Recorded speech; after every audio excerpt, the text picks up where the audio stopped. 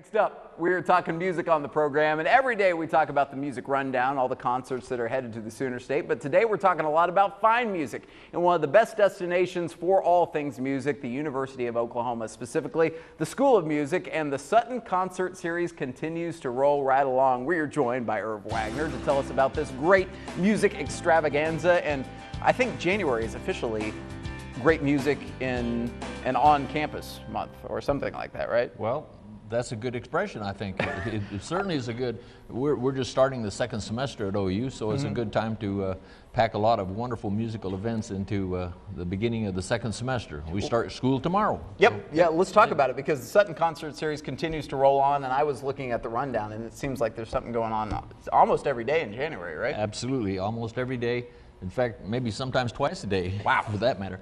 But we have some wonderful musical events going on. In my particular case, I've been at OU now for 40 years. I think I told you that the last time I was on. And I have a faculty recital a week from tonight on the 25th.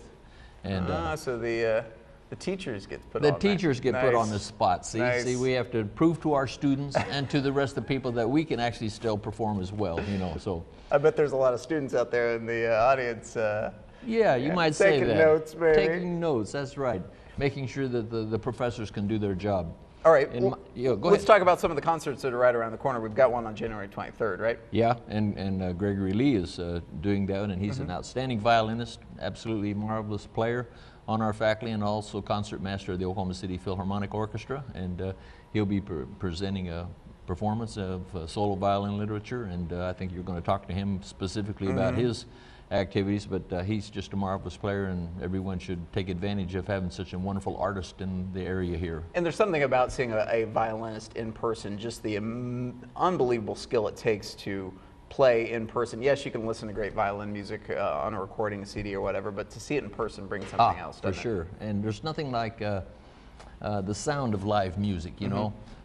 Nowadays in the music business, we sometimes talk, if you want to hear something absolutely perfect, you can buy a CD, Sure, because they can be mastered and engineered. But when you hear a great artist do it at that level live, there's no other experience that can compare to that. So true, exactly. Yeah. We live in such a pre-produced society that... Well, and with the violin too, like with Gregory, whom you will talk to a little bit, but the violin has such a wonderful aura and a wonderful history, and of course, in the news, sometimes there's indications of how much an instrument costs.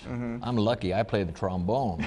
That's a cheap one by violin standards. I mean, they start talking about millions of dollars, you know, and people finding relics in attics, and they're had the chance to play a cello made in 1796, I think, the other day. I was like, I don't want to touch it. I know.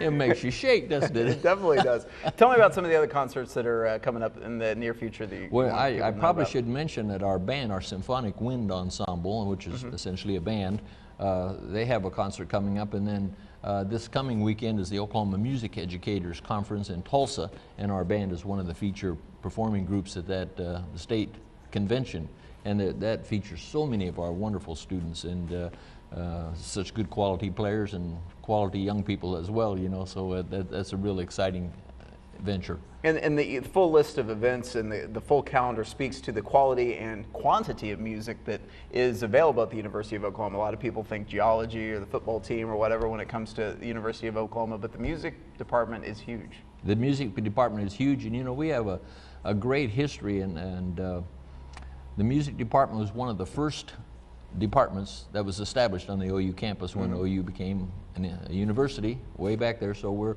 into the 100 years now of providing good music for this part of Oklahoma, and throughout all that history of the School of Music, a man by the name of Frederick Homburg, his name should be mentioned because he was like some of the early pioneers that came and established such high quality. He was a New York trained person who came out here in the prairies and established high quality Eastern and European music right here in our midst, and he deserves a lot of credit, and that tradition has continued on clear to the present day.